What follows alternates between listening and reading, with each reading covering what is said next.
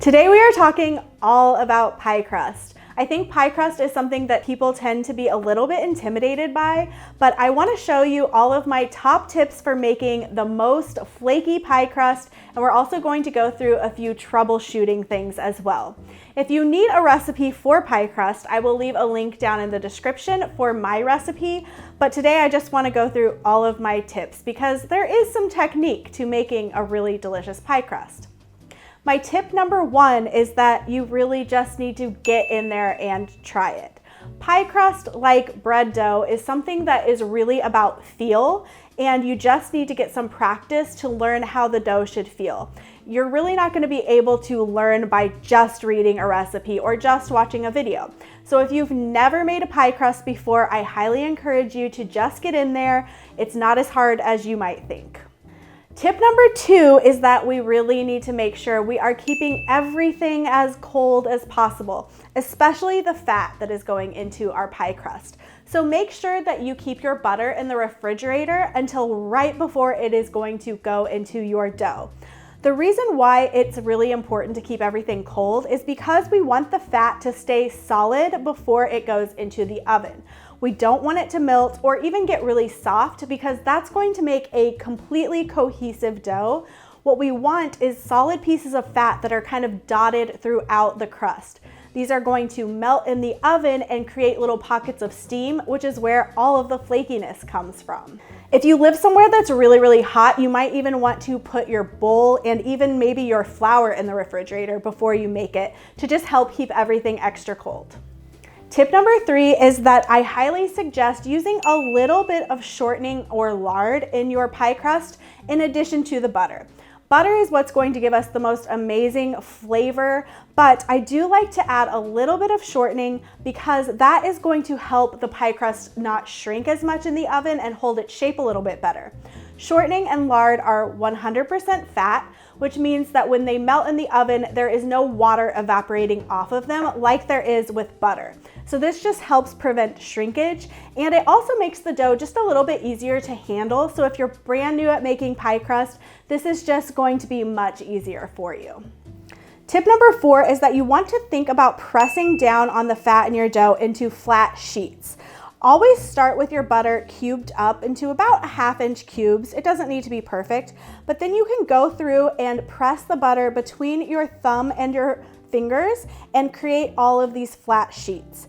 This is going to create a dough that has lots of different sizes of fat because as you work it throughout, some of them are going to get broken up more, and this is going to make a much flakier crust.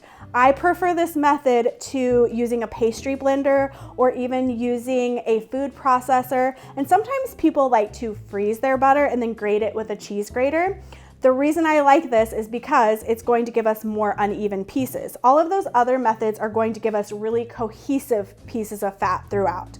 So this is just my preference. Tip number five is that if you are brand new to making pie dough and if you have made pie dough before and it became really tough, I suggest using vodka in place of water for the liquid in your dough. The reason this works so well is because vodka is not going to create gluten the way water does in your dough. So when water hydrates flour, that is when gluten starts developing. And so it's not going to do this with the vodka. And so it's kind of a little extra insurance policy that your dough is going to stay really tender and flaky. Now, I don't typically use vodka in my pie dough because if you know the proper technique, you don't need it. And vodka is obviously going to make your pie dough much more expensive to make, but it won't taste like that. The vodka will cook off and you can use the cheapest stuff you find. So that is a great little tip if you're brand new to making pie crust. It's really going to ensure a super flaky crust.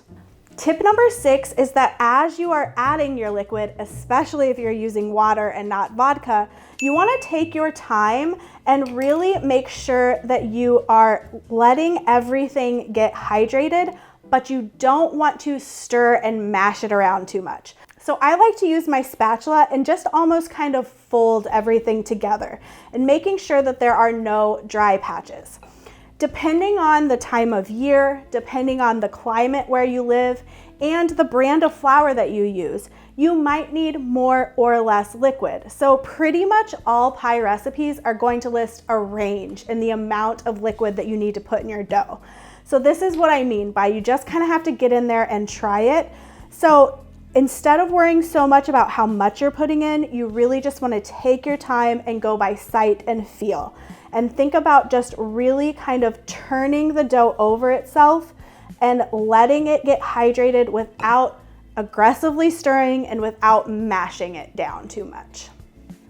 Tip number 7 is to go by sight and feel to know when you are done adding your water and when you are done mixing. So the dough is going to look very shaggy and very incohesive, but you shouldn't have any big patches of dry flour throughout. So one of the ways I like to test to see if my dough is finished being mixed is I put my hand in and gather up a big piece of dough and gently press it together, and I'm trying to see if it's going to hold together like this rather than crumbling apart. If you give it some light pressure and it all just kind of crumbles back into the bowl, that means you need to add a little bit more water or vodka, whatever liquid you are using for your pie dough. Tip number 8 is that when you are finished making your dough and you're going to wrap it to chill before you roll it out, you want to press it into a circular shape. It's going to be much easier to roll a piece of dough into a circle when it starts out in a circle. So really kind of flatten it and make sure that it's circular before you wrap it in your plastic wrap. Tip number 9 is to plan ahead and make your pie dough before the day you are going to make your pie. Pie dough needs at least an hour in the refrigerator to chill before you roll it out, but I actually really like to make it the day before so that it is just ready for me to go the next day. If you want to keep it in the refrigerator, you can keep it in the refrigerator for up to 48 hours if you wrap it really well in plastic wrap, or you can move it to the freezer and keep it there for up to 3 months. If you do freeze your pie dough, you will want to take it from the freezer, put it in the refrigerator to thaw overnight about 24 hours before you want to use it. Tip number 10 is when you are rolling out your dough, think about focusing your pressure on going across the dough rather than down into the table. I think this is where a lot of people struggle with their dough sticking too much to the table, is because they're kind of pushing down too far rather than focusing the pressure on going across. Tip number 11 is to rotate your dough as you are rolling it out. Mostly it's going to make sure that your dough is not sticking as you are rolling. It's a great way to check. And then you can also always redistribute some flour under the dough as you do it. So I give it a roll, rotate it about 90 degrees, roll, and just kind of do that over and over again. And it's really going to help prevent sticking. Now, if you really want to, you can roll your dough between 2 pieces of parchment paper if you don't want to get flour all over your countertop, and that can work well. But I find it to be a little bit easier just to do it right on the countertop, because that way I can more easily watch the shape it's being rolled in and make sure that I'm paying attention to how thin it is getting. We're trying to go for around 1/8 of an inch thick. Tip 12 is that you want to make sure you roll your pie dough wide enough that it is going to sit down into your pie plate without being stretched. So I like to hold my pie plate over my dough and make sure that I have a good 1 to 1.5 inches all the way around the diameter. And that is going to make sure that I'm not going to have to stretch it to fit my pie plate. Actually, if you look at the recipe for my pie dough, you'll notice that mine makes a little bit of a larger batch than most people's pie dough recipe does. And that's because I just want to make sure you have plenty of room so that you aren't stretching it to fit your pie plate. Tip 13 is to make sure that as you put your pie crust in the pie plate, that you are not stretching it at all. This is why we want to make sure that it's definitely big enough, but you kind of want to lift up on the edges and let it very naturally fall down into the pie plate. If you stretch it a lot to fit your pie plate, it's going to shrink up in the oven and kind of seize up. So you want to be really careful with that. So I like to just take the edges and hold them up and let it very naturally fall down into the plate. My tip 14 is in contrast to the bottom crust. I actually like to stretch the top crust a little bit.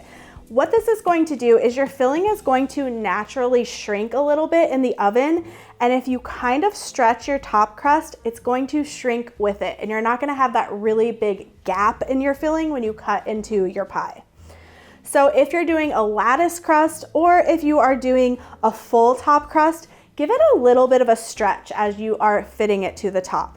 Now, if you have never made a lattice crust pie before, I actually have a very detailed tutorial for it. I will link that in the description. And this pie that I am topping today is my cranberry apple pie, which I just recently published a full video and recipe for. I will also link that for you.